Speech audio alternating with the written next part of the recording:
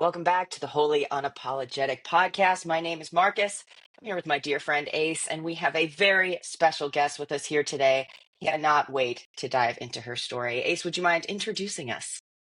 Yeah, so this is Kristin, and I had a fantastic meeting with her a couple years ago, and we were trained in the erotic blueprints together, and so that's a lot of our commonality.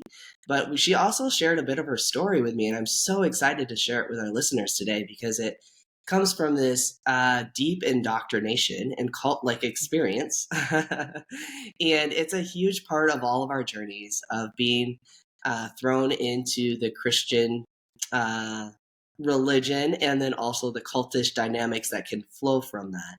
And so I'm just really excited for Kristin to be willing to share a little bit of her story, some of the pain that she's been through, but also some of the healing that she's gone through and her journey towards developing herself and coming out and being authentically herself and working in kink. This is going to be a very, very juicy episode.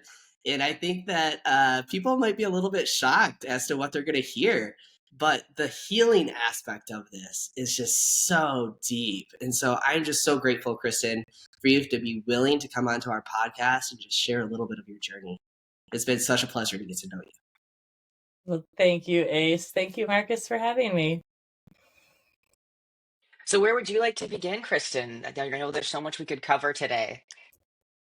Yeah, well, let's start with my cult to kink story. That's the backstory that informs everything that I do now. So Ace and I bonded over lunch a while back, but I was raised in a very fundamentalist secret sect of, quote, Christianity called the 2x2s, 2x2. And it they don't own any formal businesses. They're not registered with the US government. And it's a complete underground railroad, invisible church of thousands of members worldwide. So I was 18 months old when my parents joined the church. And I call that being raised in captivity, if we take the Exodus story, right? Raised in captivity, which meant that by the age of 4, I remember my first memory of God being under a blanket, hiding from him. After receiving unwanted sexual attention from an adult, being abused by a minister in the organization, I was the one who felt guilty for that. And I was terrified, hiding under this blanket, of the God that could see me when no one else was looking. And I felt dirty and bad and wrong for that. So that's where it all started for me, was be the good girl, do the right thing. And my parents tried very hard to protect me. I was actually very lucky. But I was actually taught things like don't sit on the brother workers' laps, the ministers that would stay in our homes. When you hug someone, hug them from the side like this, so that you don't put your face right in their crotch.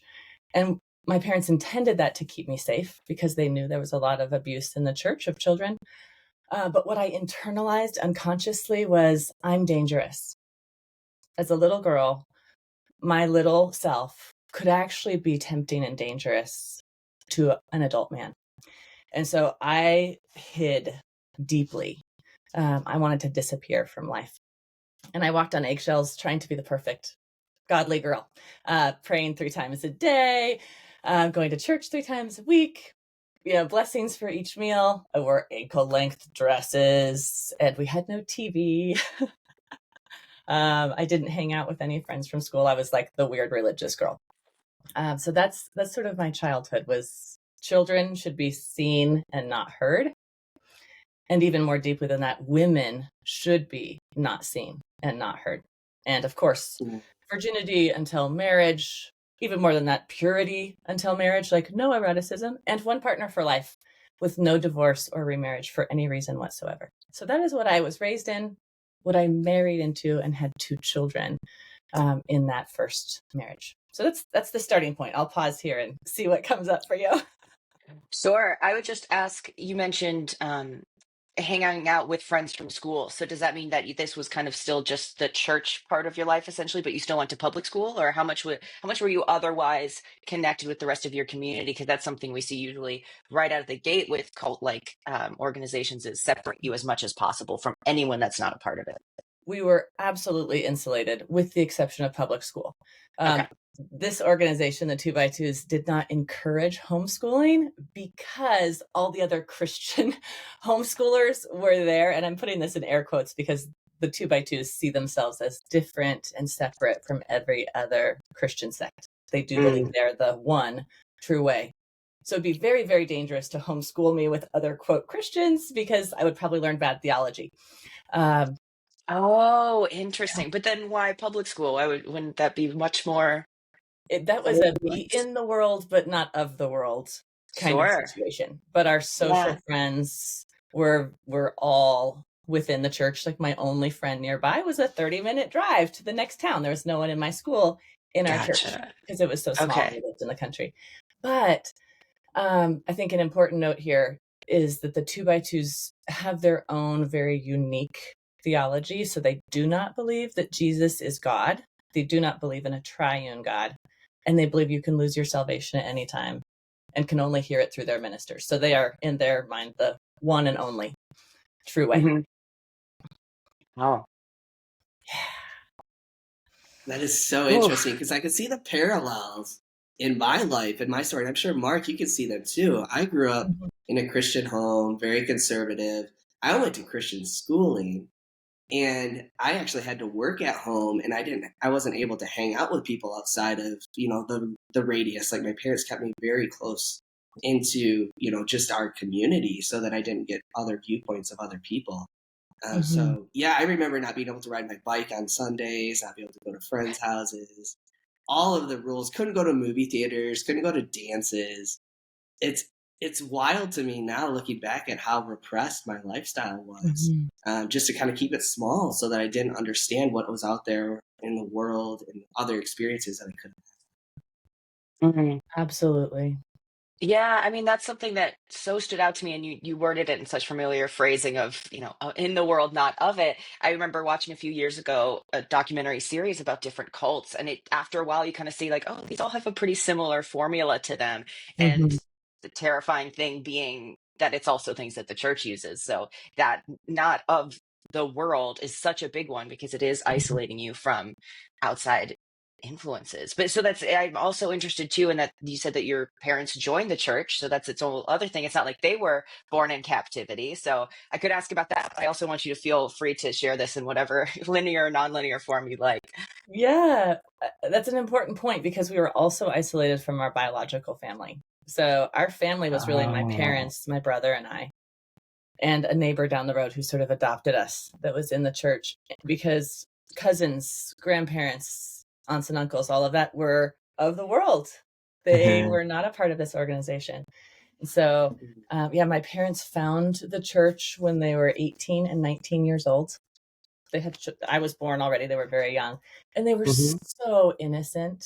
Their intentions were so good, but they were pulled into this high control religion and then isolated from their family as well.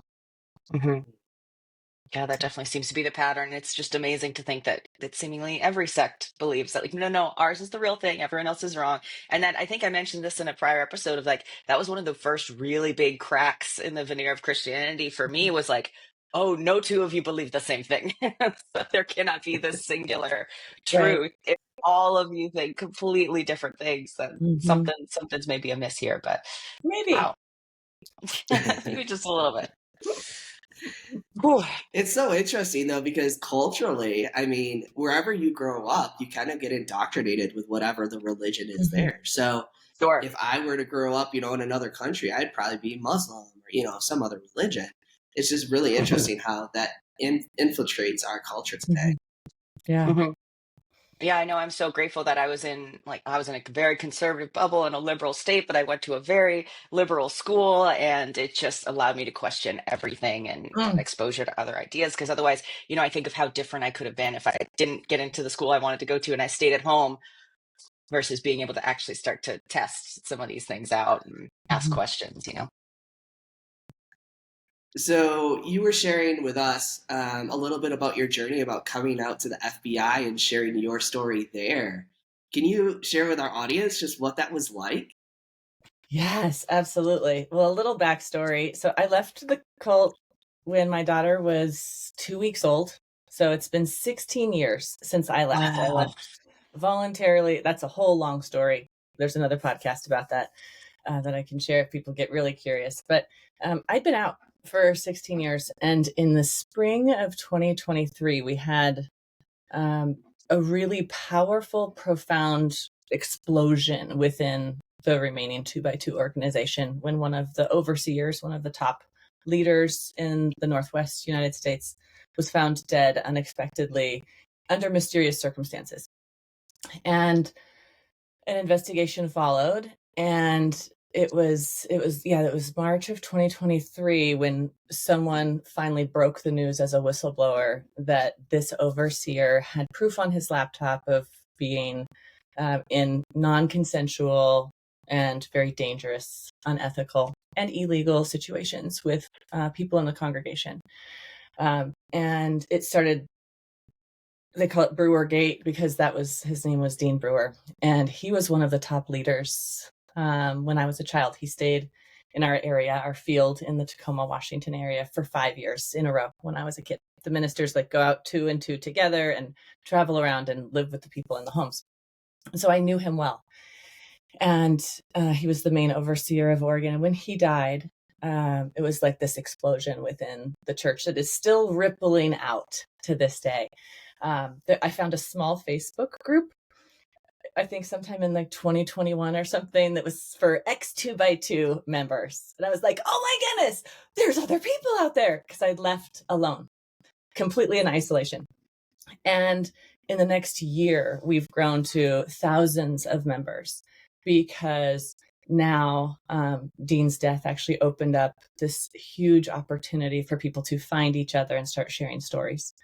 So there's now a worldwide investigation by the FBI investigating the 2x2 organization under the RICO Act, which is about organized crime, racketeering, human trafficking, money laundering, tax evasion, all of that stuff. It's like how they got the mob, because kind of like the mob, the 2x2 church doesn't have ordained clergy and this beautiful org chart and things like that give transparency.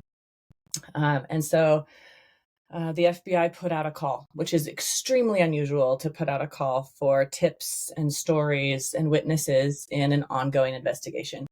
But because the sect is so secret and doesn't actually have a formal name, to be able to find people who, like me, left years ago has been a hard project. So the FBI showed up at my house this summer, right after a lunch that Ace and I had in Boulder.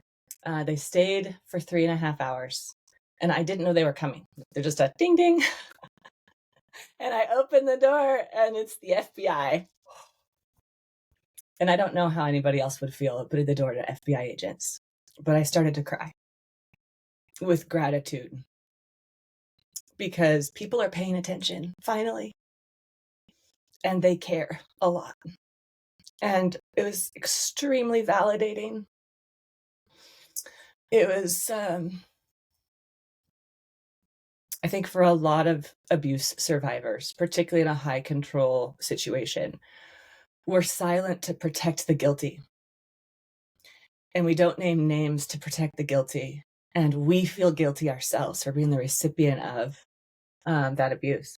And to be able to tell the truth, to be able to share photos and workers lists, the names, lists of ministers assigned to different places, to be able to share a hymn book and say, this is not available for sale anywhere in the world. It's public, it's privately copyrighted and sold by a private publisher. This is the theology of this group that no one outside the group can ever find. To have them sit there and listen, take notes, and follow up multiple times. We've been in touch since. Is profound. And now there's a new documentary on Hulu. News organizations all over the world are picking it up. It's becoming a giant thing on TikTok and social media from other survivors. And so far, the initial research, the numbers that we show for alleged abuse, this is an ongoing investigation. We're just at the tip of the iceberg, but shows that abuse by male clergy workers in that organization are 5x that of what was found in the Catholic Church. So it's a big deal. Yeah. So terrifying too, because this is one that I think many of us haven't heard of. And yet, you're talking about being in Washington, like this isn't some really far out of the way place. I mean, do you feel like from what you've experienced, you would have a better sense now to be able to, I mean, I almost think of someone like, like what you see at an airport where they'll say like how to see if someone might be a trafficking victim, like this terrifying thing we don't want to think about, but these could be people in any community. Like you said, you were part of the public school system. Do you feel like you would maybe be able to sense it almost makes me feel so helpless. Like, how do we help people that might be in this situation? They could just be like any one of us, going to the same school. And yet this could be what they're going home to. Yeah, it's really interesting in terms of, let's say, seeing someone at the airport. The men are invisible. They blend in. The only outward appearance rules for men are short hair. And so you can't have like long flowing locks, but short hair and modest facial hair if you have it at all. And that's really about it. Of course, no tattoos or jewelry or any of those things. That's a given. But the women look different. And one alone, you might think, she's dressed really professionally. Wow, because it can actually look like business attire if you're wearing a nice dress or a skirt with a fancy blouse and heels. But if you see two or more together, and all of a sudden you're like, wait, they all have their hair up in buns. They're all wearing skirts. Are we in the 1950s? Like that? When you see groups of women together, it starts getting weird. But so we didn't have hair coverings or matching dresses the way that I see other organizations do. But certainly the women stand out. But they do mingle in with regular society, for sure. Yeah. So can you talk a little bit about what I would imagine was an incredibly difficult time of figuring out when to actually leave? Yeah. Well, I believed it hook, line, and sinker, all in. If there was a Pharisee of the Pharisees, true believer, that's me. Other kids might have rebelled and been challenged. I was just like, okay, this is it. I believed it. And I married in the church, which is, of course, the only way to do it. Can't date outside and have a divided home. So being equally yoked is really important. I love that you're nodding at these scripture references. I'm with my people. Yeah. And it was when my first son was born. He's now 18. I remember holding him in my arms, nursing him, and looking down at him and thinking, what am I going to tell him about God? Because the God that I knew, that I had served, that I had been taught about, was a terrifying God who, even though I followed all the rules, did it all right, did all the prayers, did the reading and Bible memorization, followed the protocols. He was a God I was deeply afraid of and didn't trust. And I looked at this perfect baby in my arms and went, what am I going to teach this child?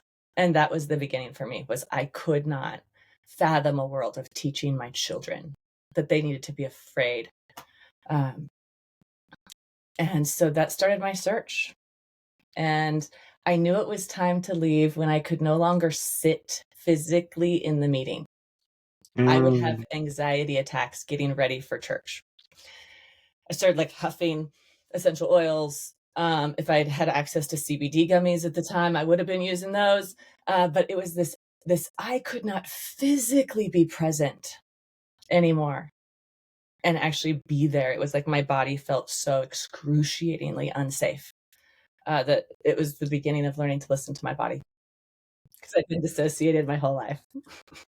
I was going to say this actually seems like a really great segue point, because it's such a familiar story. We've talked about it a lot on the podcast of how much women and Christians in general, but especially women, are expected to deny yourself, take care of everyone else. So even in this story, it's like the ways that you were hurt by this, to put it ever too lightly, hurt by this organization. that we kind of just stomach, but then the second you can input that, that you're caring for someone else, then that empathetic exercise allows you to be more defensive in a way that, of course, we would hope you would always be for yourself. But now this is, transitioning and fast forwarding to now being in this very new life where you can focus on pleasure and embodiment and being grounded in our body. And that's something I still very much am hoping to learn, because I know I'm kind of haven't come back down into my body, even though I know that's a thing now, which is the start. So can we go forward a little bit and talk about how far you've come? Because it's so exciting to think of someone, again, especially a woman, being able to take control of her own pleasure, her bodily experience, and get what you want out of life in the world instead of always just being the provider for everyone else. Well, actually, Ace, you and I were talking about first experiences somatically with kink. I think that might be a good place to start. Perfect. Yeah, I love it. So the very first time I had kink, I was on a somatic table with someone, and we were practicing how to drop into our bodies and feel what's present right here, right now, and enjoy whatever is arising in the moment. And I had asked my provider, we had set boundaries, and we had set, the container of what it was going to look like. And I had said, give me something that I've never experienced before. And she sat there for a second, and then she dropped into providing a kink experience for me. And kink is anything that is taboo for you. And so for me, I had just lost my virginity. And so this was a very new space for me to explore sensations in my bodies and what was arising. And so she just pulled out a whole bunch of different implements that she had in the room and just started testing my body for what felt good. And so she started rubbing things on my body like scarves and floggers and forks. We can make things into pervertibles. And I remember an awakening happening in that moment of, I can feel this in my body. Like, what? This exists? Because I had been so numb to the sensations that I'd had previously. So for me, that experience was a massive awakening for what could be. And it really opened up this space of curiosity and desire to explore. And also, it gave me the opportunity to say, whatever rules have been made up by somebody else, they may not be right for me, right? And so to really get curious with my desires and start to critically think about what's right for me in this moment, not what's right according to Christianity or what my parents have said, but in my body, what feels in alignment and what feels good, and just exploring that. And that became a really fun journey where I ended up flying out to California. And I remember walking into my very first kink experience with multiple people. And when I walked in, my jaw hit the floor because I was like, wait, hold on. There's naked people. There's floggers. There's a spanking bench. There's, sex toys all over. And there was fire play happening. It was one of those things where I was like, wait, what? I didn't know this world existed. And then I was like, oh, my kid to candy shop. Let's go. Let's have some fun. But in all reality, this was the beginning of the really deep healing of being able to land in my body, be at home with whatever desires were arising, and then just getting curious and having some fun. I mean, I missed that in my childhood. I never had that experience because, like you, I was expected to repress all of those desires. And if I got married, then I could have sex with one person. And it was in this very tight container, right? And now it's like, oh, wait, if I throw those rules out the door, what do I want? What is my body craving? What's good for me in this moment? And then how can I get those wants, needs, and desires met? It was just such an awakening. So we went from not being allowed to go to a movie theater or a high school dance to full-blown dungeons. I love it. This is definitely the latter years. She'll be better than the first, right? Absolutely. Yeah. Share a little bit about your experience, though. So I think I'm exceptionally lucky in some ways that I had no exposure to or awareness of BDSM and kink before I experienced it in my body. And so I had no preconceived notions. A lot of people think they know what kink or BDSM is because they've seen moments of like Mr. and Mrs. Smith or something. And it's not just getting dressed up in latex and having a crop in your hand. There's a whole world here. So I had no biases. And what happened for me was I was dating, of course, a Christian man, because, you know, I'd left the church and I'd finally left the man 9 years later. I left the church when my daughter was 2 weeks old, and we stayed married for 9 more years because they don't allow divorce and remarriage. And so I thought, well, I've got to at least try to make this work. And so 4 rounds of marriage counseling. It was really not healthy. But when I finally left, I was still in this I was in the evangelical charismatic side of Christianity by that point. So I took some steps out. So I was hardcore Christian by this point, but kind of standard mainstream Christianity. And I was dating a man who was a Christian, and we had this rule of we can make out, but we're not going to get naked or have sex till we're married. Right? And we were dating for the purpose of marriage. He had 5 kids, I had 2, but we were going to not have sex because we're going to do this the right way. I love that you're nodding and you get this. Some people think this is crazy, but that's where we were. And the very first time he kissed me, he leaned in first to energetic, lean in and pause like the guy on Hitch, lean in 80% and wait. He leaned in 80%, he waited, and he took his hand and put it here at the nape of my neck and squeezed. And it was the first hair pull of my life. And if you've ever watched Hogwarts, you know how the goblins at Gringotts Bank take one long finger and they just go down the door and the door goes and opens up. That's what happened in my nervous system. Everything that had been frozen and locked magically opened and connected in that moment. And if we could slow-mo replay it, it would be I imagine just brilliant fluorescent neon gorgeous lights lighting up every part of my body and my brain. And it was access all of a sudden to 3 or 4x the pleasure and sensation I'd ever felt before. And I had no idea what it was. It was whoa, what was that? And so that's how my body woke up. And I spent the next year trying to figure out what the hell had just happened. Yeah. And that's how I found the blueprints. It's so wild to me, the awakening that can happen, and the fact that I had no understanding that this was even a possibility, right? I was so shut down, so repressed. I had no even understanding that the desires that I had, those inner longings, could actually be met, and that I had voice and choice to be able to explore whatever it is that I found to be healing for me. It was just that awakening. I get chills right now in my body just thinking about the fact that I feel very, very privileged to have had that experience, and to think about the reason why I do what I do today is to give that experience to other people, to say, you don't have to live this repressed lifestyle. You have these inner longings, you have these desires. They are natural parts of being a human. So why are we repressing them? Let's explore them and get curious and have some fun. This makes me think of something we've been talking about too, about how our brains lie all the time, but our bodies don't lie. And that can be such an important, informative thing, but it almost gives me this rosy feeling of it hasn't given up on us yet. No matter what crazy shit we've gone through psychologically, there's still just a human body here ready to be excited when it gets to hold something warm or gets to have a pleasurable experience in a zone like that. It's still waiting, and will just be there to let us know oh, that's a good one, let's lean into that.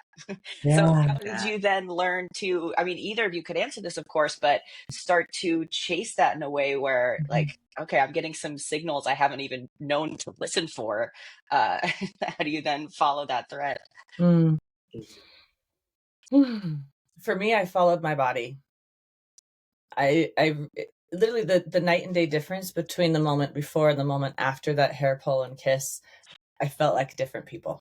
It was something changed here, and all of a sudden I have access to all of this juice and power and sensation that it was just like the door had been locked and that opened it up.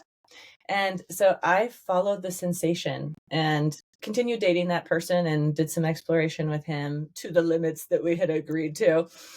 And then I decided I'm going to give myself permission to explore.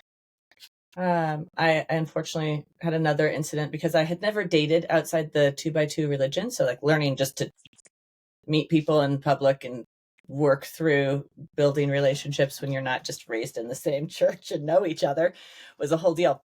And unfortunately, and also very thankfully, I experienced a sexual assault and rape early on in my dating. I did say no 7 times. And it still happened.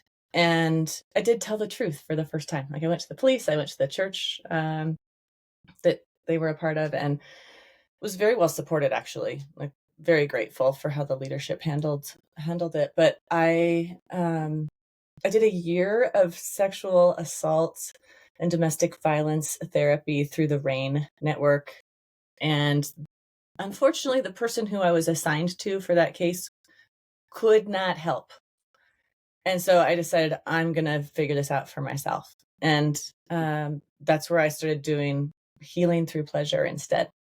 And it didn't have to be this deep unpacking of all of my trauma and codependence and good girl syndrome and all of those things. It was actually healing through connecting with my body and exploring kink. And so I gave myself permission for the first time to say, I'm not going to worry about dating for marriage. I'm going to let myself as an adult in my 30s actually have erotic experiences with people that are not my spouse. And I went on a search, a lovership journey, and gave myself permission to try things. Like I went through an adolescence, I guess you could say. Like as you said earlier, Mark, like we didn't get to do the exploring and the figuring out who we were and trying on different identities and personas. So I went on a lovership journey quest. And did a lot of exploration in kink. And then the energetic, like I learned, oh my goodness, there are vulvas all over my body. I can have orgasms without being touched, or with very, very light touch, which sounds absolutely crazy, but I know Ace is like wiggling over there. Yes. So the discovering my energetic and Kinky Blueprint were profound for me. And so for me, it was a try it. And it was like, I have this amazing instrument or this really fancy sports car vehicle that had been kept locked in a garage or allowed to go around the block a couple of times a week. And all of a sudden it was like, oh, wow, there's gears and speeds and notes and octaves that have never been achieved before. And it just felt like there was no end. And there still is no end. Yeah. Man, I resonate with that so deeply because that is so in connection with my journey as well. And for me, I mean, I was a sex assault survivor as well as a child. And when I left the church, I made the decision to transmute my pain into pleasure. And so for me, kink has been this really interesting place to dive into the depths of the pain that I'm feeling and that's in my soul, and actually find a really healthy release and a way of healing in which I can live from a space where I'm no longer suppressing any of that, but I'm allowing it to arise and to be expressed in the present moment. And that's been a huge part of my healing journey. What I would say is, because I have sexual abuse in my history, there's a really strong warning to do your research on the providers that you go to. There are a lot of people out there that will say that they're a dom, they've been doing this for years, but they have zero understanding of boundaries and consent, and they take advantage of their clients or the people that they're doing work with. And so for me, at the very beginning of this journey, I did a deep dive into Google. And I spent hours, if not weeks, researching different organizations and different practitioners that are out there and really diving into the stories of the people that I was going to go into these interactions with. And so I strategically chose people throughout the country that I related in some way to their story and I had some sort of connection to, some sort of chemistry to, but also that are seen in this world as experts in this field who can hold the container and can keep you safe and actually create an environment where you can drop into your body and feel safe, because you cannot begin to heal until that foundation is set of safety. And from that space, then you can really dive into whatever's arising in that moment and allow it to be expressed in a really healthy way. Mm-hmm. Woo. It's heartbreaking how many of these shared stories we have in terms of childhood and assault and things like that. I'm just thinking about, for myself, I was molested at a very young age from a woman at my church. And at the time, she had used the excuse of having to clean me up. And so that leaned perfectly into being raised female, thinking that you already are this dirty, dangerous thing that, took me a really long time to process that. It was really only a couple of years where I had the kind of breakthrough of, while I, as an adult, would try to justify her behavior, I had to remember that, like, yeah, but 5 or 6 year old me didn't get that or didn't understand that and has been very scared ever since, feeling like there is something wrong or, whatever, feeling unclean, which is just a classic Christian thing anyway. But when I finally kind of reached back to that inner child to take that moment seriously, it was like a night and day thing. And I finally felt like I could love my body. My body wasn't something I was warring against. At the time, I was kind of doing a lot of weight loss stuff. And it felt like I could just love. I finally felt like I was someone that deserved a body worth taking care of, was kind of the breakthrough that I had. Instead of just hating myself smaller, starving myself smaller, my life can begin when I'm back to being a smaller size, whatever it is. It was such a huge breakthrough. And so I think there's just so much power in being connected to our bodies. And so it's kind of funny as I hear some of this, because I just can imagine this old judgmental Christian being like, yeah, they left the church so they could sin and do all this other sex stuff. It's like, that's all that comes to my head. But at the same time, I love the way, Kristin, you were talking about, like, just, you've got all these kind of erotic zones all over your body and we're this amazing vehicle. I wonder if there certainly seems to be this theme with abusive structures, whether it's cults or administrations, whatever it is, to basically sever your connection to your body, because it's like, if we have a healthy connection here, we kind of don't need anything else. We can just take care of ourselves and not need to have power over other people to have them solve problems for us. We can just be, but it does take a really, really long time. So I feel like I'm even just at a place where I'm like, I am recognizing that I am very severed from my body and I don't know how to listen to it very well, but I'm going to work on it. So yeah, at that point, that's where I think that this platform is so beautiful, because as hard as it's been for me to process not only what happened to me as a child, but also as a rape victim as an adult, I want everyone to be able to feel like they have ways to take steps forward to start that healing process for themselves. Mm-hmm. So I don't have a question, just also sharing. I'm just having a moment of complete awe that the three of us are here right now together. It's amazing. You're both so amazing. Thank you. And the ability for us to have the power to share our stories, because there's so many other people in this country and in this world who have similar experiences, but they haven't been able to stand up and reclaim their bodies as their own. And there's multiple different reasons why that may be. It may not be safe for them to do so.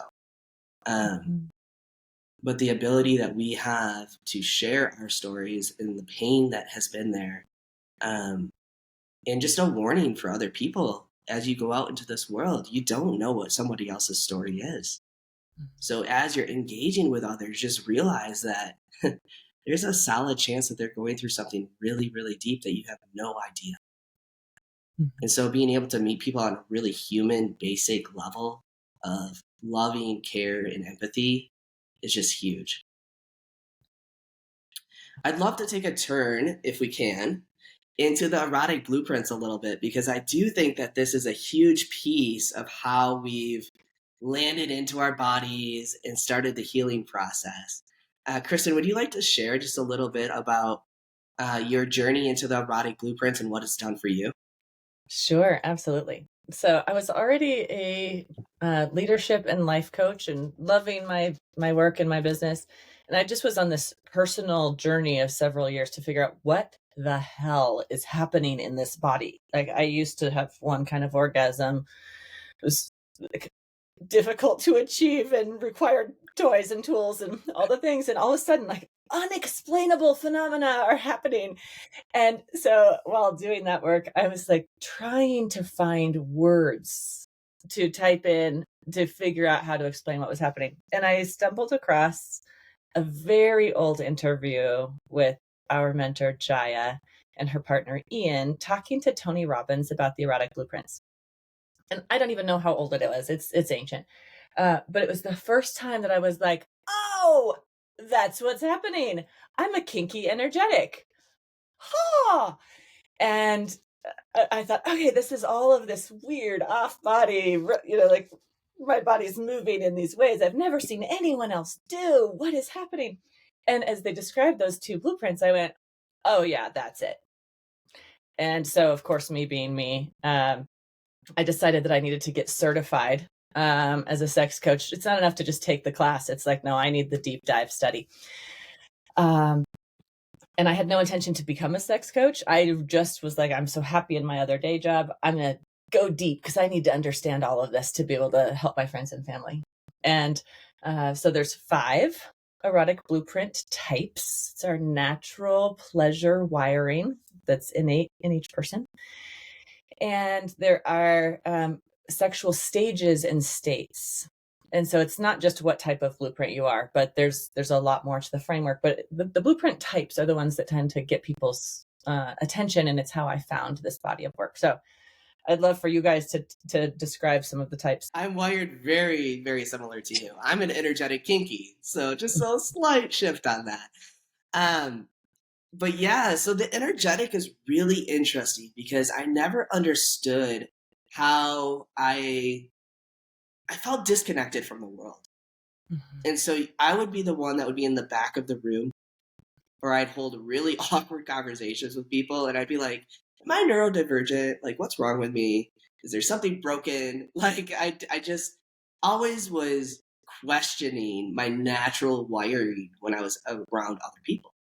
And then when I realized that I was an energetic and I could feel the chemistry between somebody else and I could feel their energy and the flow of all of this, I was like, oh, wow, maybe there's nothing wrong with me. Maybe it's simply the way that I am wired. And can Maybe I it's lean what's into right this? about you. Yeah. And so that changed the way that I interact with people. If I walk into a room, no longer am I like quiet and dismissive, and I am grounded in the fact that this is who I am and I am centered. And when people come up to me, there's an energetic exchange that happens now that is like, wow, okay, Ace knows what's going on. It is because I've claimed ownership of who I am naturally. And so it just changed the way that I interact with people. And what the erotic blueprints has done for me, it's given me a language to be able to share. This is who I am. This is how I'm naturally wired. This is how you can turn me on, right? And it's so juicy to be able to share that with other people that you might want to play with, or a lover that you're going on a date with, or something like that. It really just gives you the terminology to be able to say, hey, this is who I am. This is what turns me on. This is who you are. This is what turns you on. How can we come together? So energetics turned on by? So for the 5 types, we've got energetic, someone who's turned on by anticipation, space, tease, longing, yearning. Sensual, someone who's turned on by all of their senses being ignited. Sexual, someone who is turned on by what we think of as sex in our culture. So usually that's much more, touch, that organs, things like that. Um, Kinky, someone who is turned on by the taboo, which, as Ace mentioned, can be totally different for different people. And then shapeshifter, someone who's turned on by everything the sensual, sexual, kinky, and energetic types are turned on by. Myself, I came up first as a sensual, so definitely like. And what I loved about the different types is it talks about ways that like it can be a good thing and also kind of the shadow side you need to watch out for. Like I'm someone that can be so turned on by all the different senses, but I can also be very distracted by like a noise in the background, or something like that could kind of snap me out of it.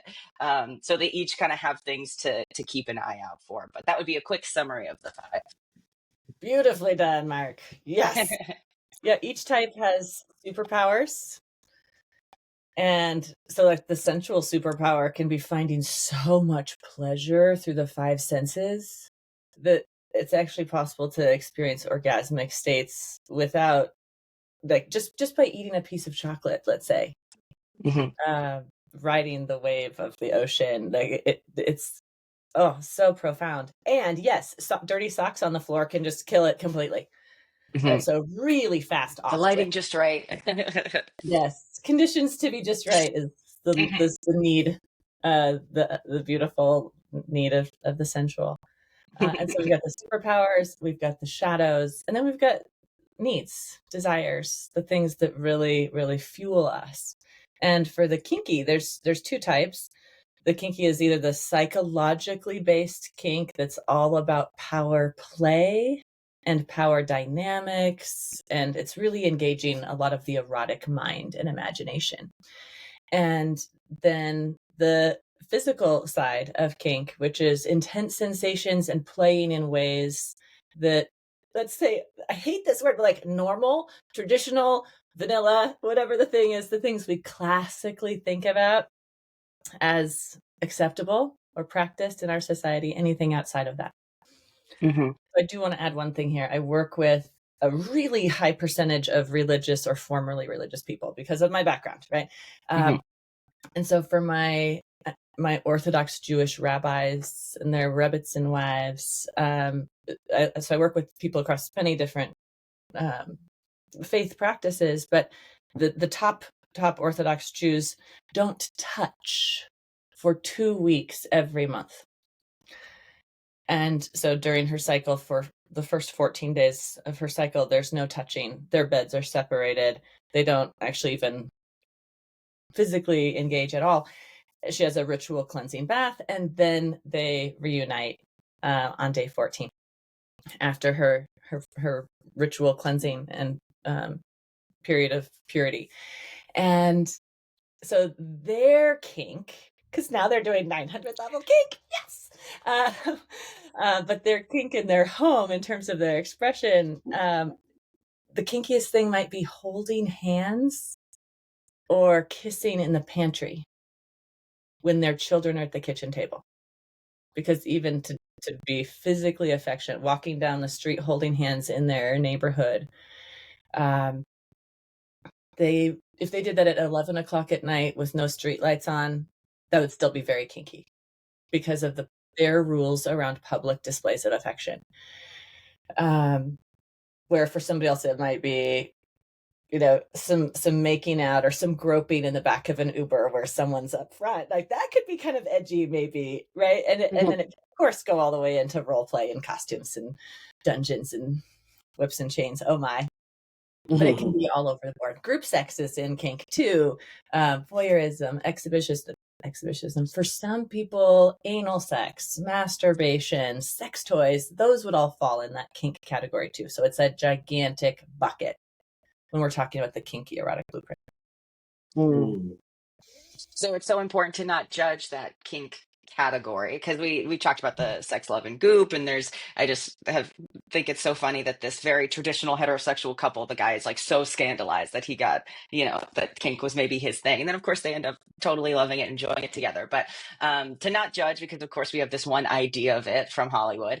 But also I want to kind of hit this point home too and allow you both to either speak to it. Doing that safely, of course, not only making sure you have people that are certified professionals if there is anything that could cause bodily harm, but also being safe for yourself too as trauma survivors. I would imagine it's very important to make sure that I mean, I guess maybe that is the question. How can you kind of tell the difference between this seems like it would be a really great turn on and it's kinky versus this is a way that I'm maybe unhealthily dealing with sexual trauma, for example? Yeah. Ace, do you want to go first or you want me to? Yeah, I'll go. So I think the key here is titration. Going only as fast as the slowest part of you wants to go.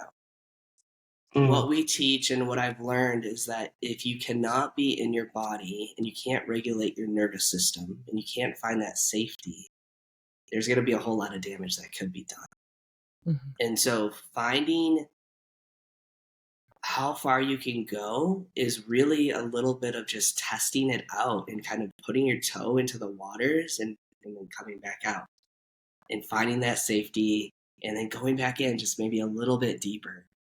I think a lot of people, what they do is they just jump into this and they're like, all right, I want to have all these experiences and have a lot of fun and get curious with my desires. And yeah, this is going to be a great party. And yes, it can be, but it can also be way too much for your nervous system to be able to handle. And you might blow out your nervous system, then you might have, some sort of a break. And so just being really in tune with what's arising in your body and slowly moving forward, intentionally moving forward. And also realizing that you might fuck up. You might cross a boundary. You might do something that doesn't feel good. You might make a mistake, and that's okay.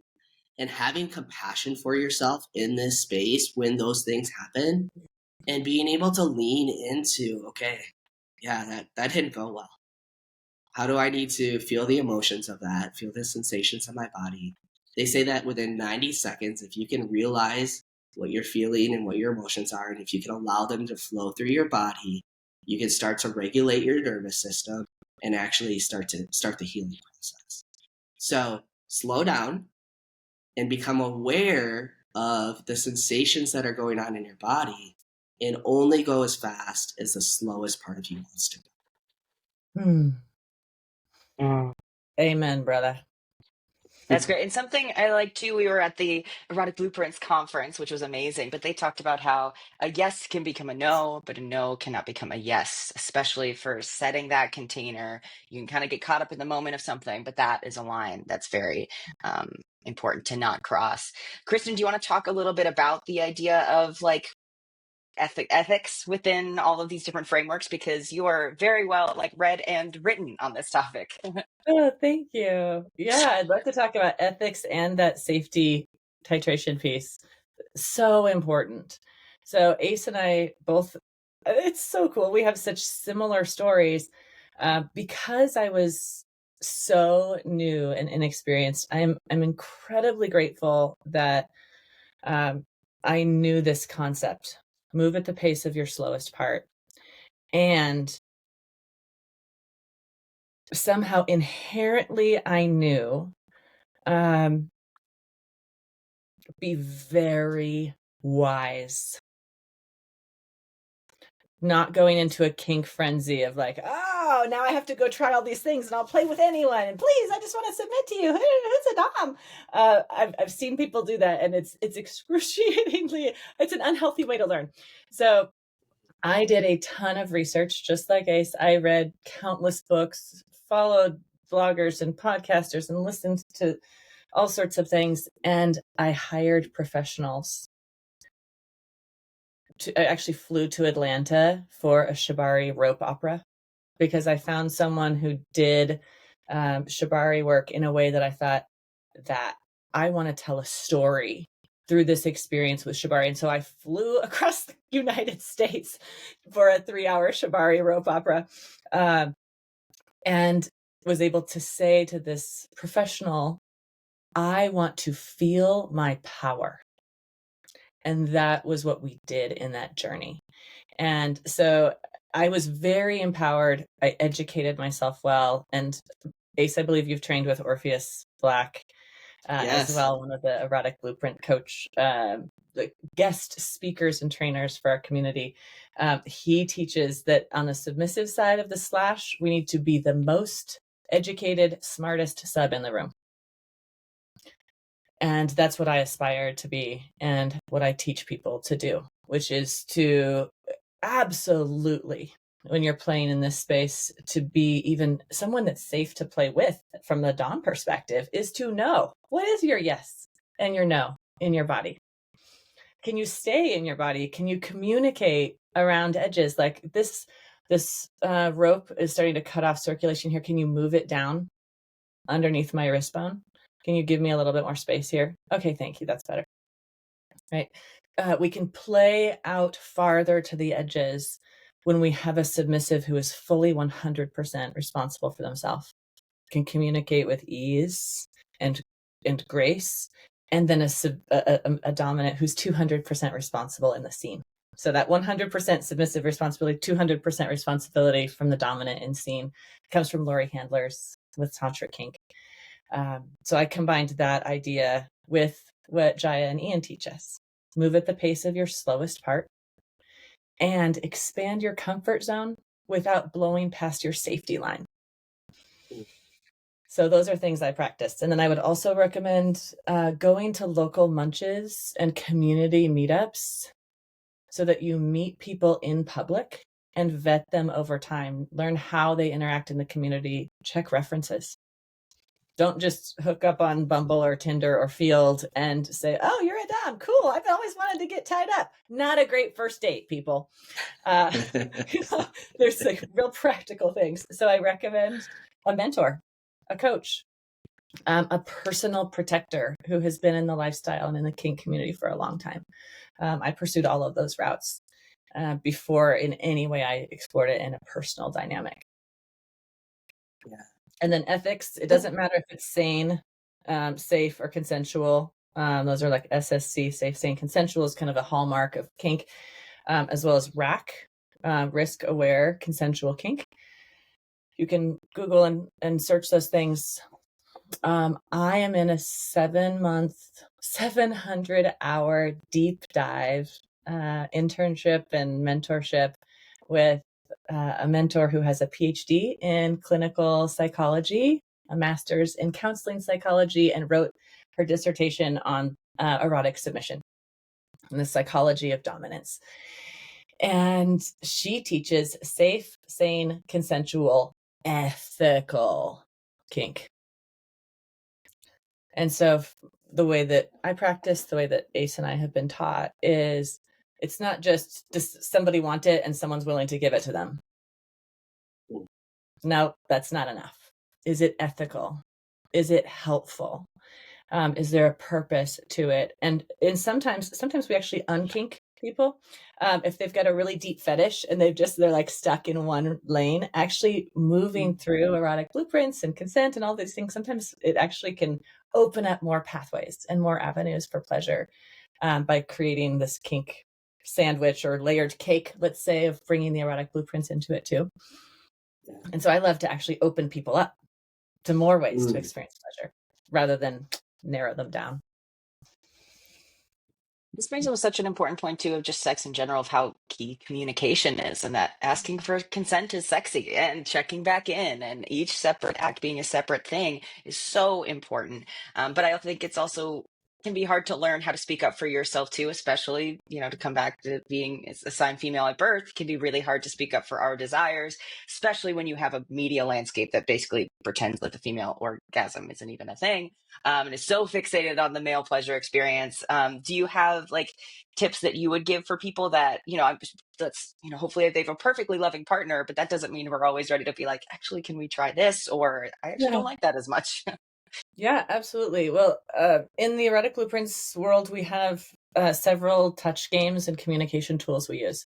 So the A-B game is demonstrated in Sex, Love, and Goop. And it's really just comparing a binary choice of touch. Do you prefer A or B? And so that's a really nice way to start, right? Like if with no kink experience with a partner, you can actually just say, can we alternate some touches? Let's figure out what I like. That's a great place to start. You might not even know you're kinky. I was 30-something years old before I realized I was kinky. My husband was 40-something when he realized he was psychologically kinky, but not sensation-based kink. And it was not something he was aware of either. And so, one, You might not even know, darlings, if this is a part of you or not until you get to start playing those games and being able to do that sexy sex lab where it's not interrupting or ruining the mood. We're not taking it personally because it's an exploration. It's like a chemistry lab. But you just get to play with each other's bodies. Super fun. Body mapping, where you do the same kind of pleasurable touch in multiple spaces. How is it here on a scale of 1 to 5? How about here? From 1 to 5. Here, 1 to 5. And so those are ways to start just sharing body reveals. Oh, I noticed this here, and this is different over here. Same touch, different body part. And then Betty Martin's work with the 3-minute game. Ace and I are nodding at each other. The 3-minute game, you can Google. Her work is called The Wheel of Consent, the art of giving and receiving. And I'm certified in that. I did a Like a Pro certification with Betty Martin a few years ago. And those are ways to actually be able to get really clear. Will you do this for me this way? May I touch you this way? And then allowing, so it's allowing access to ourselves, it's giving to others, it's taking what we want, enacting our will on others, and receiving. And there's high and low expressions of all of those. Goodness, that's a whole body of work in itself. But the Wheel of Consent in the 3-minute game, being able to ask, clean ask, and then to be able to say yes or no, or to negotiate. Yes, I'll be happy to rub your feet if you go wash them first. Those are ways to practice giving that feedback, getting comfortable with making requests, negotiating for yourself. And then, of course, the bossy massage game. And I'll pause because I'm sure Ace has other things too. No, that is great. You have given away some very juicy tips for people. This is awesome. Love it. Another thing I want to add to that is just the ethical sense of power and the ethical use of power. And how we realize that we have power in and of ourselves to have voice and choice. And we can choose to give up that power to someone, or we can choose to hold that power in our own. And exploring the fact that the sub is the person who has the power in a sub dynamic with a dom. If the sub does or does not want to do something, the dom is supposed to acknowledge that and hold the container well so that they are protecting the experience for the sub. And so just realizing that if you're going into a kink environment or you're going into a container with someone and they're doing something that you don't want to do, you have the ability as a sub to stand up and say, no, this is not something I want. No is a complete sentence. And I think a lot of us forget that. We forget to stand up for ourselves and take the ownership, take the power. And so as you go into these experiences, just know that it's on you to be able to voice your concerns and to say, hey, this is something that I'm not comfortable with. And of course, sometimes that is not always the easiest thing to do. They're not listening. But making sure that you vet the right people helps you stay in containers where the likelihood of that happening is much, much lower. Yeah, absolutely.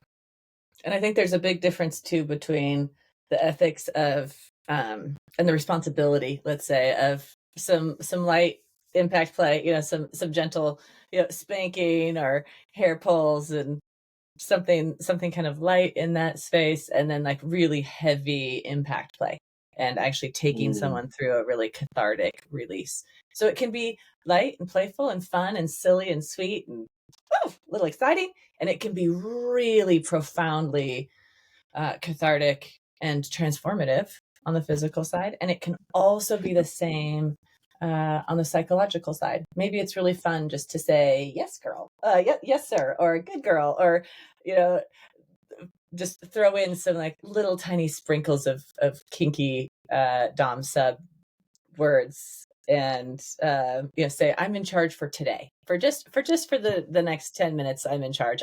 You're going to do this for me. Right. Mm-hmm. Versus like a 24/7 dom sub dynamic of consensual, voluntary, collaborative power exchange. Very, very different depths and different sense of responsibility. But in all of them, it is safe, sane, consensual, ethical. And if you're going to be playing in those spaces of deep psychological domination, if you're doing shadow work, existential kink, hardcore role play, or hardcore skill sets, you need to be the most skilled, educated dom in the room too. And so Orpheus teaches that dominants should have power over themselves, be able to enact their will. They need to have the authority that's granted to them by an empowered sub that's educated enough to give full consent. They need to have control of self, never to actually move or act in anger, but to always be 100% self-contained, to have that control and ability to hold control over someone else that's been agreed to and stay within those limits. And then the knowledge of the skill set and the knowledge of the person they're playing with. So when you play in psychological kink, you need to know all the details of their sub kink matrix. How does their psychology work? What are their suborifics? What are the words that are like super hot and the words that might cause deep pain and ruin the moment completely? Mm-hmm. So yes, get educated if you're going into the depths, but you can also play right here in these delightful shallows and like, see, does this pull me? Does this call me? Because for me, at least, and I think for Ace, it was something that like chose us. It found us, or we discovered it inside ourselves. It's something I can't say no to and be me, right? It's not just something that's like hot and sexy. It's like, oh, this is who I am. And so you'll know if it's for you, or if you're like, oh yeah, sure, call me good girl. That's hot. Right? And all of it's great. Absolutely. Absolutely. So you've created kind of a framework in Devotional Kink. Would you like to share with our audience kind of how that was developed? What does that really mean to you? What does it look like to really explore Devotional Kink? Oh, yeah. Devotional Kink is the English phrase, the words that dropped into my soul one day after several years of trying to articulate, express, and to find the kind of kinky relationship that I wanted in my life. So I tried, and of course, worship kink, spiritual BDSM, ritual play, this beautiful intersection of sacred sexuality, surrender, submission, power dynamics, Tantra, and BDSM is nothing new. People have been writing about this and practicing it for thousands of years. But I couldn't find a way when I was like, hey, kinky friends, I'm looking for my life partner or future husband. And this is the thing that I envision. I would describe things like, one of the first things that I was able to articulate was that I imagined a binary star system. A binary star system is two planets or two objects of equal mass that are traveling through space, and they end up with perfect alignment, velocity, all of these physics things that I can't totally articulate. They end up, because there's nothing else in their atmosphere, they end up coming into this really strong bond of circling, orbiting each other. And over hundreds of years, they actually trade places. Who's in the center and who's not. And it's an extremely stable planetary system. And that's what I imagined, was a partnership that was equally focused on each other. My mom and dad have a beautiful relationship. And when they were on a vacation a few years ago, you know those signs, the street signs that have little arrows pointing to all these different directions. So it's like, okay, here are all these different cities around the world. And then there was an arrow pointing down. My dad stood under it and it said center of the universe. And she wrote in the note, in my world anyway. That's how my parents love each other. And that's what I wanted, was the center of my universe. The thing that my life revolves around was what I imagined as this deeply spiritual DS relationship, dom, sub. a 24/7 lived, mutually devoted, committed relationship. And I didn't know how to say that in kink terms because nobody had a word for it.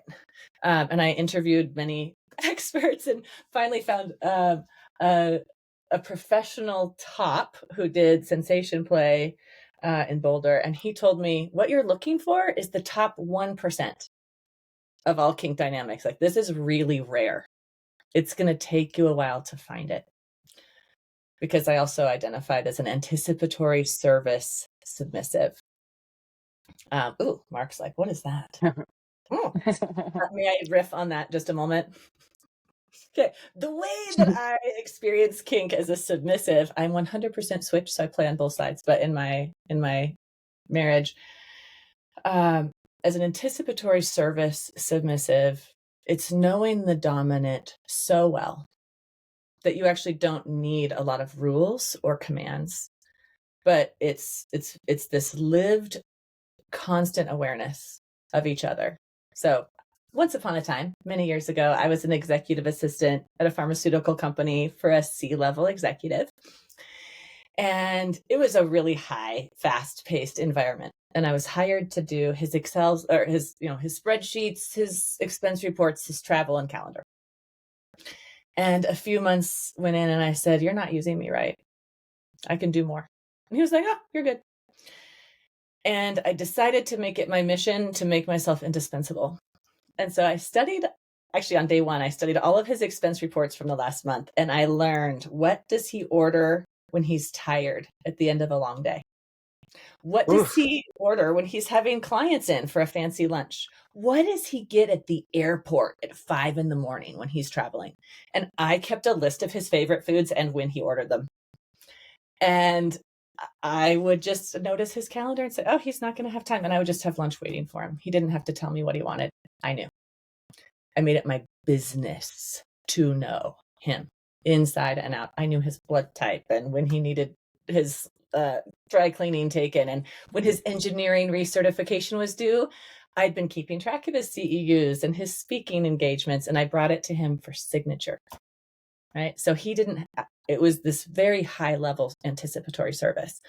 And that's a lot of it for us. So for my husband and I, devotional kink is all of that combined. It's my sacred spirituality, my sexuality, eroticism, and desire. It's my service. And all of it all combines. And so in our dynamic, well, he is very much 100% human and of the earth, which I love. He's also in some ways like the living embodiment of the divine for me, as I am for him. I'm the divine feminine beyond Kristin in any ego or personality. And I was looking for a place to put and direct the reverence, the love, the dedication, the devotion that I had in my faith. And I had nowhere to put it when I fully deconstructed. And so this is that lived out 24/7 in a committed long-term relationship that's more about a chosen, consensual, co-created, devotional, dominant and submissive dynamic that actually, I think we've identified 6 dimensions of how this shows up in our life. So it's a multi-dimensional practice. Only one of them is actually in the bedroom. But the ripple effect of satisfaction and joy in the rest of our daily life is a lot of where our devotional kink lives.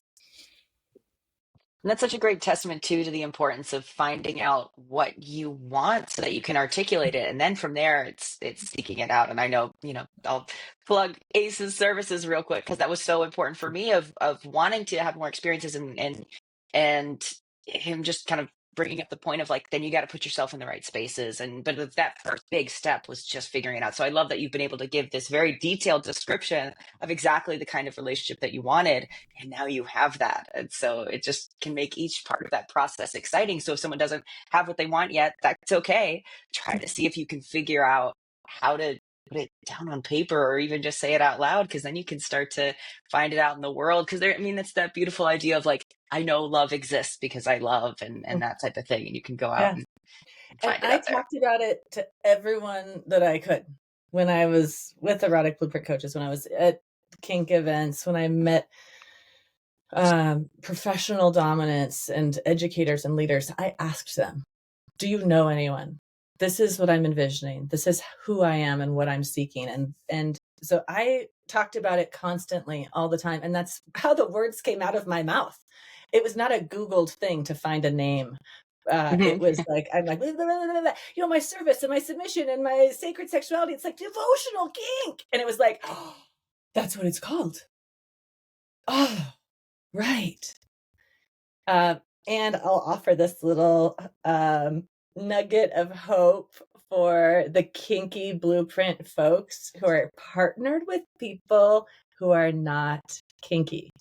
Because that is something like often we're drawn to and partner with people who don't share our erotic blueprint, that are actually like vastly different, which brings so much freshness and joy and creativity to the bedroom and to a relationship, but also can be very challenging and even lonely. And that's why a lot of couples don't talk about, or partners don't talk about what they want. It often takes people months, if not years, to bring up a kinky fantasy or desire because they're afraid of being shamed. Or they're afraid of, someone yucking their yum, kink shaming. And so my husband was completely, radically, vehemently opposed to all BDSM when we met. I was looking for this 24/7 devotional kink dom sub relationship, and I fell in love with a man who hated BDSM. And it was like, well, you're the one. Like, this is it. This is the binary star sign. This is it. Oh, fuck, what are we going to do? And so Ace knows there have been times like I've reached out to friends and been like, okay, I need help with this blueprint stack. And devotional kink is something that he has helped me create and write. Those six dimensions and the ways that it is expressed through worshipful action and obedience and ritual and those kinds of things. He has helped me create. It's a shared body of work because he has lived into it with me. We continue to create it on an ongoing basis. So it's not a finished work in progress. It's our lived experience. And he loves our psychological, kinky 24/7 relationship. He's not going to get out foggers and whips and chains and all the things, like all the fun dungeon equipment, like hardly ever, if ever. He will sometimes get out some ropes for me and things like that. But the richness and the fulfillment of our kink has nothing to do with sadomasochism or bondage and discipline. It has everything to do with that spiritual dom sub relationship. So that's hope for the kinky folks whose partners are more sensual, sexual, shapeshifter, or energetic. My husband is higher in all of those blueprints than he is in kink. And yet we have this incredible relationship. So I think it's like for the spiritual holy freaks like us that want to explore this, but without like all of the bells and whistles sometimes of BDSM. Yeah, that true testament to incompatibility is a myth. If you truly love someone, you're going to go into that container and you're going to figure it out. And there's a language in which you can do so through the erotic blueprints. Yeah. I want to say two important notes on devotional kink and kink in general. It's not a gender specific thing. It can work across all genders. What you need is a lead who's willing to have the integrity, the self-control, the ethics, and the wisdom to hold the leadership space. And it's a follow who's willing to let go, surrender, and feel in deep trust. And so it can actually extend to larger groups than two, right? Like, hello, the Godhead is three. We could certainly do this in a throuple of dynamic kink. It could expand beyond that as long as there's commitment there of ongoing depth and knowing each other so intimately. And it can certainly switch even, or it can be what we call in BDSM, like classically a female-led relationship where the female is the lead or the dominant. Or it could be completely, same-sex couples, intersex, asexual, all across every. I love that too. Kink doesn't even have to be sexual. If you're asexual, you might really love kink. Even if you're not any sexual blueprint at all. So I think those are important to say and note that this is just because in my marriage I happen to be female and married to a man. It doesn't mean that's the typical. It can be anything. These are conscious, collaborative, creative, and ongoing dynamics that we can ebb and flow. And I can move into dom space sometimes and love playing with my dominant energy too. So there's lots of room for exploration and play. Explore those complexities for sure. So good. So something I really love about you, Kristin, is that before our talk today, you gave us a whole list of resources, books, links. Oh, amazing. I've read a bunch of them myself, or not, there are actually a bunch I haven't read. I'm so excited. So do you want to throw out even just a couple right now that you would highlight in terms of things that people that want to learn some more, where they might want to grab onto? Yeah, absolutely. Thank you for asking. So for the very, very beginning entry-level people who do an A/B game and realize that they might be kinky, a really great, simple place to start is the new Topping and Bottoming books by, let's see, it's Bessie. Dossie. Dossie Eaton. Yeah. I was thinking, Bessie, Dottie, Dossie. There you go. Those aren't really about like the deep devotional DS that we're talking about with sacred, like power exchange, but it's a really good basic primer. All right, let's start with some basic definitions and tools. I think the book that is probably the least known but most informed my this is what I imagine this collaborative dynamic of power exchange is in the Executive Power Exchange book by Raven Caldera and Joshua Tenpenny, and it's called Building the Team. Executive Power Exchange. And what I love about that is they really write about it almost like the dynamic of the relationship or the household is like a company. And you've got a CEO and a COO. You're choosing different roles and fulfilling those for the good of the shared whole. And it's the most collaborative description, I think, of the type of dynamic I was anticipating and dreaming of and wanting deep in my heart. We both kind of have this sense of the reason we felt this longing and it never worked out with anybody else is because we've done this before.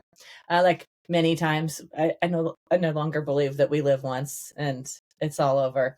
I'm like, I think we've had many lifetimes together. And so this is just, we finally found each other again. And then I really love, like some of the books I listed for ex-evangelicals, for recovering purity culture people, the Beyond Shame, and then Nadia Bolz-Weber's Shameless was one of the early books I read that made me go, oh, there's room for us on the fringes. You've got it. I've got it. Yeah. If you want to get really mad, you can read Pure. Yeah, you got it. Oh my goodness, we've got the same bookshelf. So there's also a great article, and I linked it in here, about divine kink, and it's a little bit more of an empirical, evidence-based study on evidence of BDSM as spiritual ritual. And if you want to really geek out, like the path I'm on now is more of like the eightfold path of Buddhism and sacred sexuality from a more Buddhist or pagan perspective. So it can evolve all the way through. I'd like to add one to the list, and that's The Ethical Slut by Hardy. Oh, so good. And it's, if you really want to dive into poly dynamics or opening up your relationship and not be shamed for that and actually explore those curiosities that are there, that's a great resource too. So The Ethical Slut's like the original Bible for non-monogamy. I also love Open Deeply.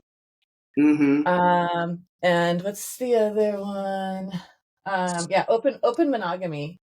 All of those are books that I use to support couples and look at outside of just the two you know, like in Devotional Kink, I have the sense sometimes two really do become one in this shared devotional space, but it doesn't require, kink and BDSM and Devotional Kink don't require monogamy. It can certainly extend beyond that. And so thanks for mentioning non-monogamous resources. So good. Absolutely. I do want to circle back for a second because I love how you said if you want to get angry, read Pure. So this one, for those that don't know, it's inside the evangelical movement that shamed a generation of young women and how I broke free. So I had started on this kind of quest once I felt like shame was the word that allowed me to just kind of have an area of focus, like being raised with religious shame, sex, gender, all of these different things. I just felt like I was drowning in it. And so the first step was just naming it. Then I started doing research. And so I bought all of these books.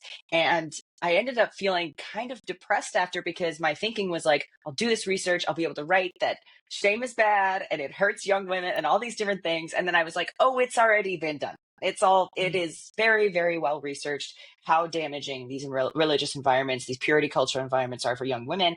And so I ended up feeling so frustrated. Like, I wish I had read this 10, 15 years ago. I'm like the prime candidate. I'm the pastor's kid that grew up with all of this. And I would have loved to have found this sooner. And it is so well documented, but there are still all these abusive structures out there. So I guess it's like, you have to try to not give up hope. But I think the biggest thing we can do is keep talking about these things. And so I'm so grateful to you, Kristin, putting your story out there, because there's still more people that can be reached. I still feel so new to this. I'm someone that, like I said, I could have desperately used this when I was younger, but I think the best we can do is just keep talking about it. Shame can't exist when we share our stories. So thank you so much for sharing yours with us today. Thank you. May I share one thought that just occurred to me as you were sharing? First of all, thank you for creating this space with Holy Unapologetic, a place for these conversations. Because very much so, I tried avoiding the ex-evangelical space for a long time because I was like, I'll coach anybody but ex-evangelicals. I can't handle all of the stuff. Like I had to actually heal myself first. And now I realize, like, these are my people. You all are my people. And shame, when we shine the light on it in empathetic, safe spaces as witnesses for each other, shared experiences, I think, are the corrective, transformative experiences that help us heal, and we heal in community. And so thank you for creating this Holy Unapologetic space. It's amazing to know we're not alone, because sometimes it can feel lonely, and to know that other people deal with the same attacks and fears, and like every once in a while they're like, am I going to hell? Like those interrupting scary thoughts that can still happen occasionally. Luckily it's been a long time, but that used to happen a lot to me. I had another thought about books and kink. If you're familiar with the romantasy genre, it's romance fantasy. It can also be called fairy smut. I'm forming a smutty, slutty book club for people to read through these fantasy romance books they're like the grown-up and fantastical versions of like the Harlequin romance novels, but there's dragons and vampires and all the things, but it's this incredible new book talk, like blowing up out of the world, like really fast selling category. But actually I feel like as purity culture survivors, to read the romantasy books is an incredible way also to explore what turns you on, even if you're not at a place of being able to do, say, an A/B game with a partner.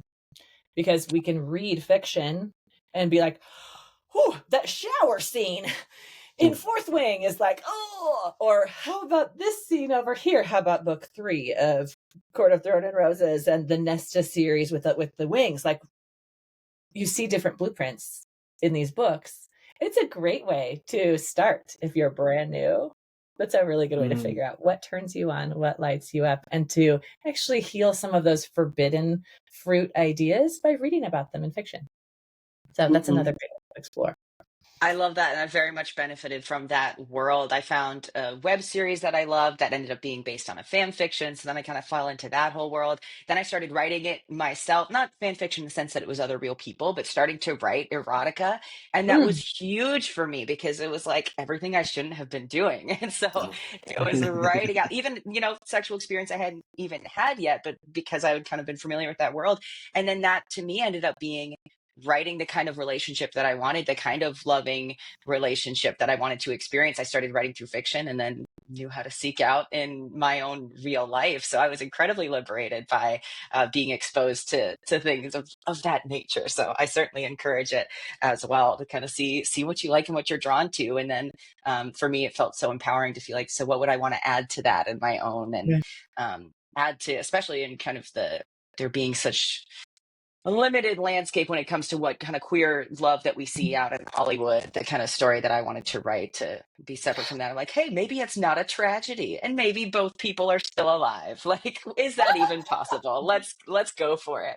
But that, like I said, it ended I up love being that. kind of writing. And now I feel like I'm getting to kind of live out things that I had written almost as if I were manifesting the kind of love that I wanted to experience. And it's been a beautiful journey. So I would love to know more about your book club. So I guess as a segue, what are some of the best ways people want to find out more about you specifically or connect with you? What resources should I link down below, so to speak? Yeah, absolutely. My website is wilderintimacy.com. So WILDER, intimacy, INTIMACY. And I'll be really honest, I don't do much at all with social media. I never have. I'm really, Okay. you can find me there, but you're not going to find much. My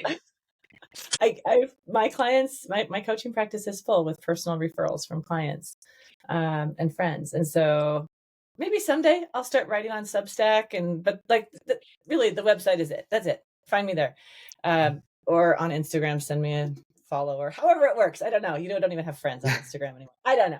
Obviously, I don't do social media, but so my website, I do respond to emails if people send me a note, or they can book a 15-minute quick chat or an actual full consult. And eventually I'll be writing more and speaking more, because this is really how I love to share ideas, is spontaneously and in the moment, live with other people. That's where the magic happens. So thank you both. Absolutely.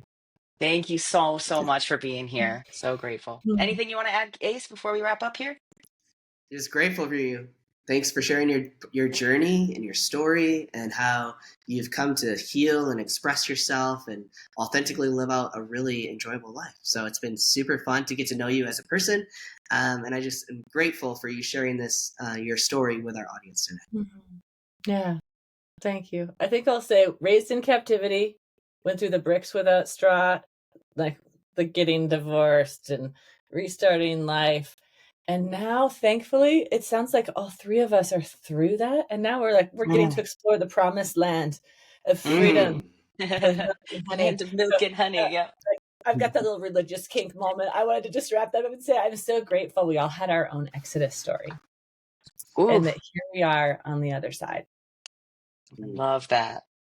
And I do just want to encourage anyone listening, if this has resonated with you, please do feel free to reach out to us through social media. Ace is a wonderful coach, but something he said too is that he's got this amazing network. So if they're maybe not fit for you and you want someone to talk to, we can find other resources to help us all get to the promised land. So let's all help each other, because we want to avoid that isolation and thrive through community. So thank you all so much for being here today. And we'll chat with everyone on the next episode of Wholly Unapologetic.